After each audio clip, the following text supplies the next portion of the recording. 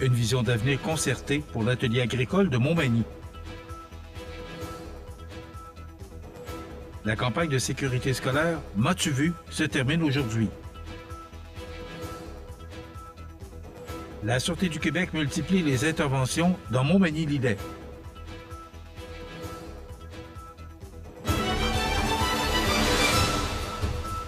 Vendredi 6 février 2026. Bonjour mesdames et messieurs et bienvenue à votre bulletin d'actualité sur le réseau de télévision CMA-TV. Les enquêteurs du service des enquêtes sur les crimes contre la personne de la Sûreté du Québec ont procédé, le 5 février dernier, à 2 arrestations relativement au meurtre d'Yves Guillemette, survenu à Cap-Saint-Ignace. Une femme dans la quarantaine et un homme dans la trentaine ont été arrêtés sans mandat pour meurtre et sont actuellement rencontrés par les enquêteurs. Des perquisitions sont en cours dans les résidences des 2 suspects afin de recueillir des éléments de preuve. L'enquête se poursuit afin de faire toute la lumière sur les circonstances entourant ce crime qui a marqué la communauté locale. Rappelons que le 30 décembre 2025, le corps d'un homme avait été retrouvé à l'extérieur de sa résidence située sur la route du Petit Cap à Cap-Saint-Ignace. La victime a par la suite été formellement identifiée comme étant M. Yves Guillemette, âgé de 59 ans. La Sûreté du Québec rappelle que toute information peut être transmise confidentiellement à la Centrale de l'information criminelle au 1-800-659-4264. L'atelier agricole de la MRC de Montmagny franchit une étape majeure avec la finalisation de sa planification stratégique 2026-2029. Réalisée entre janvier et novembre 2025, cette démarche collective confirme la pertinence du projet et son scellé d'ancrage dans la communauté régionale. Après 4 années d'expérimentation sur le terrain, une évaluation approfondie a été menée afin de mesurer l'intérêt du milieu et de vérifier que l'atelier agricole répond toujours aux besoins réels du territoire. Cette réflexion s'est appuyée sur une vaste consultation menée avec l'accompagnement de la consultante Virginie Guibert de l'organisme Faire Ensemble Autrement. Plus d'une 50aine de personnes ont participé à des rencontres de co-réflexion réunissant étudiants, organismes œuvrant en sécurité alimentaire, élus municipaux et intervenants du milieu agricole. Des entretiens individuels ont également permis de recueillir des points de vue variés et d'approfondir les échanges avec plusieurs acteurs clés. Les résultats sont sans équivoque puisque le milieu est fortement attaché à l'atelier agricole et le reconnaît comme un projet collectif essentiel. Ces discussions ont permis de dégager une vision commune et d'identifier 5 grands chantiers qui orienteront son développement. Il est notamment question de la structuration de l'écosystème nourricier, de l'affirmation des identités des 2 sites, de l'expérimentation sociale, de l'éducation et de la mobilisation, du soutien à la relève agricole ainsi que de la gouvernance et de la pérennité. Depuis le début de 2026, les actions prioritaires issues de cette planification sont progressivement déployées afin de consolider les acquis, renforcer les partenariats et maximiser les retombées positives pour le territoire. Au-delà de la production maraîchère, l'atelier agricole se distingue par sa mission sociale et éducative. Propulsé par la MRC de Montmagny, il agit comme incubateur agroalimentaire et projet de jardin collectif favorisant l'accès à une alimentation locale et durable régionale. La vigilance était de mise sur les routes du Québec alors que la 38e édition de la campagne « M'as-tu vu » qui se déroulait depuis le 26 janvier dernier se termine aujourd'hui, vendredi 6 février. Cette initiative visait à sensibiliser les automobilistes à l'importance d'adopter des comportements sécuritaires à proximité des autobus scolaires, particulièrement aux heures d'entrée et de sortie des classes. Chaque jour, plus de 10 000 autobus sillonnent le réseau routier pour transporter près de 600 000 élèves, matin et soir, vers leur établissement scolaire. Avec un tel volume de déplacements, le respect de la signalisation, la patience et la courtoisie deviennent essentiels pour prévenir les accidents. Un simple moment d'inattention peut entraîner des conséquences graves. La campagne rappelait donc aux conducteurs l'importance de s'arrêter lorsque les feux intermittents des autobus scolaires sont activés et de redoubler de prudence dans les zones scolaires et résidentielles. La sécurité des élèves demeure une priorité collective. Le président-directeur général de la Fédération des centres de services scolaires du Québec, Dominique Robert, souligne que la sécurité routière aux abords des écoles est l'affaire de tous. Il rappelle que le respect des règles de circulation contribue directement à protéger les jeunes usagers de la route et remercie les partenaires impliqués dans cette vaste opération de sensibilisation menée depuis 1988. La Fédération des centres de services scolaires du Québec regroupe l'ensemble des centres de services scolaires francophones du Québec ainsi que le Centre de services scolaires du littoral. Elle joue un rôle clé dans la réussite éducative de plus d'1 million d'élèves en soutenant notamment le transport scolaire, les services éducatifs et la formation. Par cette campagne, les acteurs du milieu ont voulu réitérer un message clair que de ralentir, observer et respecter les règles, c'est contribuer à un parcours sécuritaire pour les enfants. Des interventions policières menées à la fin janvier. Plus de détails après la pause.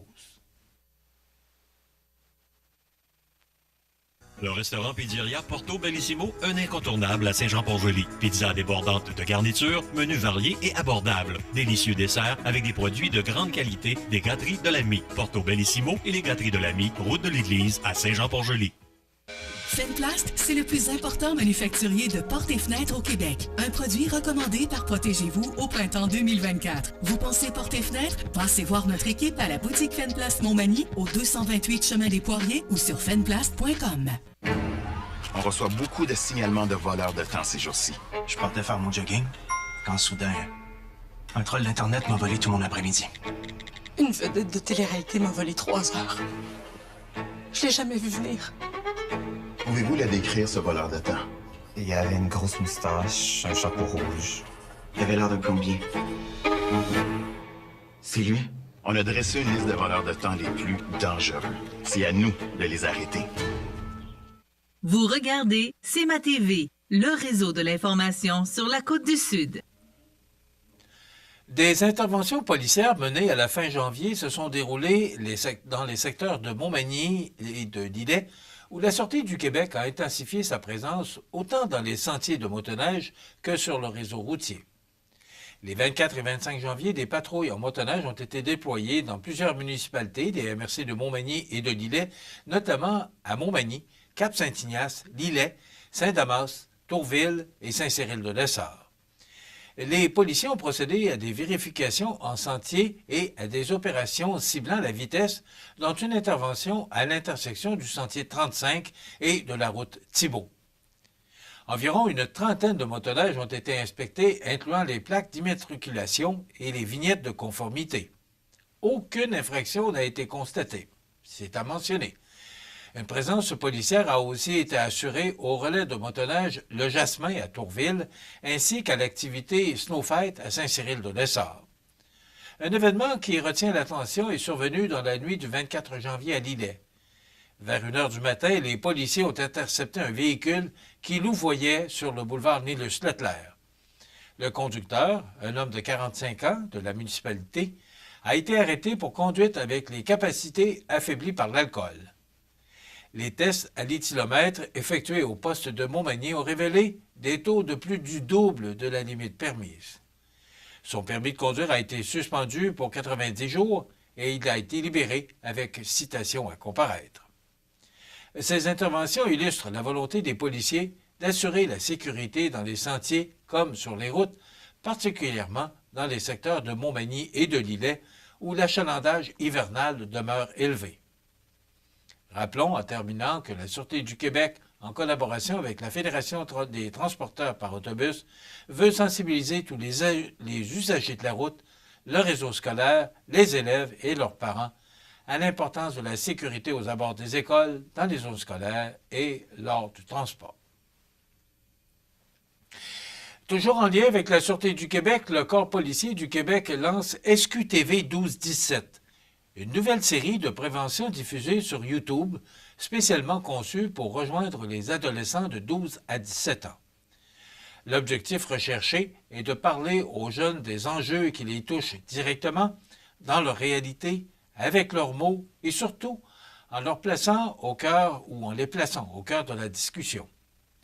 À travers cette série, ce sont des policières du programme d'intervention en milieu scolaire qui vont à la rencontre des élèves dans les écoles. Elles questionnent les jeunes, recueillent leurs perceptions et leurs préoccupations, puis prennent le temps de clarifier certaines situations à risque, de démystifier des comportements problématiques et de proposer des solutions concrètes et accessibles. Chaque épisode aborde un thème de prévention actuel comme la violence, la fraude, la cyberintimidation, les risques liés à Internet ou encore la consommation, notamment l'utilisation de vapoteuses au cannabis. Les capsules rappellent que les gestes opposés peuvent entraîner des conséquences réelles, tant sur le plan juridique que psychologique et social. La série met aussi l'accent sur l'importance de la vigilance, des choix responsables et du rôle que peut jouer l'entourage pour prévenir les situations dangereuses. On y présente également différentes ressources d'aide afin que les jeunes sachent vers qui se tourner en cas de besoin. Bien que SQTV 12-17 s'adresse d'abord aux adolescents, les parents, les tuteurs, le personnel scolaire ainsi que les intervenants jeunesse et communautaires peuvent aussi y trouver des outils pertinents pour amorcer le dialogue avec les jeunes. Le premier épisode de SQTV 12-17 est maintenant disponible sur la chaîne YouTube de la Sûreté du Québec.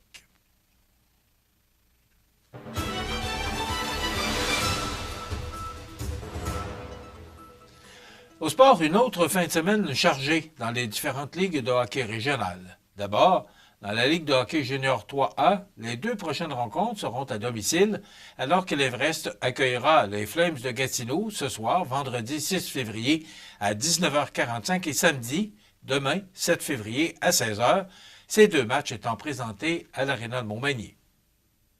Dans la Ligue de hockey junior 2A Chaudière-Appalaches, le Caron Industrie a terminé sa saison régulière au 4e rang du classement général de la Ligue en s'inclinant par la marque de 6-4 devant l'Expert de Saint-Romuald, match disputé à l'Aréna de Saint-Pamphile la semaine dernière. Les détails sur les séries éliminatoires devraient nous parvenir sous peu.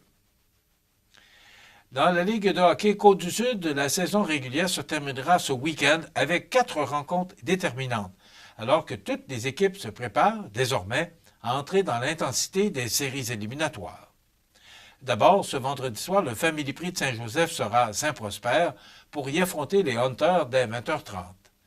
Les Mercenaires de Lotbinière affronteront le Giovannina de Sainte-Marie au Centre Castel de Sainte-Marie, bien sûr, à 20h45.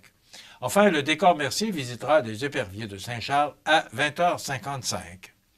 Le seul match à l'affiche samedi soir opposera le Pavage Jéricho de Saint-Jean-Port-Joli au Plastique Mort de Saint-Damien, match disputé à l'Aréna J.E. Métivier à 19h30. Du côté de la Ligue de hockey olympique de Montmagny, les activités reprendront dimanche après-midi, 8 février, après une pause de 2 semaines. Dans un programme double, le restaurant La Rive affrontera le groupe MG dès 13h30, suivi à 15h du match opposant le Hockey Pneus et Armoire Mathurin. Voilà ce qui complète votre bulletin d'actualité de ce vendredi 6 février. Dans un moment, les prévisions de la météo. Et le menu de cette émission du vendredi 6 février, passablement chargé. D'abord, on recevra Annick Lachance du magasin Coop, nouvellement arrivé au magasin Coop IGA, et Steve Gobeil, qui est travailleur de milieu, service Le Veilleur, au Centre d'action bénévole Montmagny-Lillet. On nous parlera du concours de dessin donné au suivant, qui avait eu lieu l'an passé, et on reprend l'édition cette année. Il y aura bien sûr les trouvailles d'Audrey, alors qu'Audrey nous fera connaître ses trouvailles au bijoutier Carl Poulain. Renaud Hens-Lebel, le nouveau directeur général, sera avec nous. Il est maintenant le directeur général des Arts de la Scène de Montmagny. Ça remplacera les commentaires d'actualité de fin d'émission. Et bien sûr, il y aura les avis de décès. Je vous souhaite donc une excellente émission à notre antenne.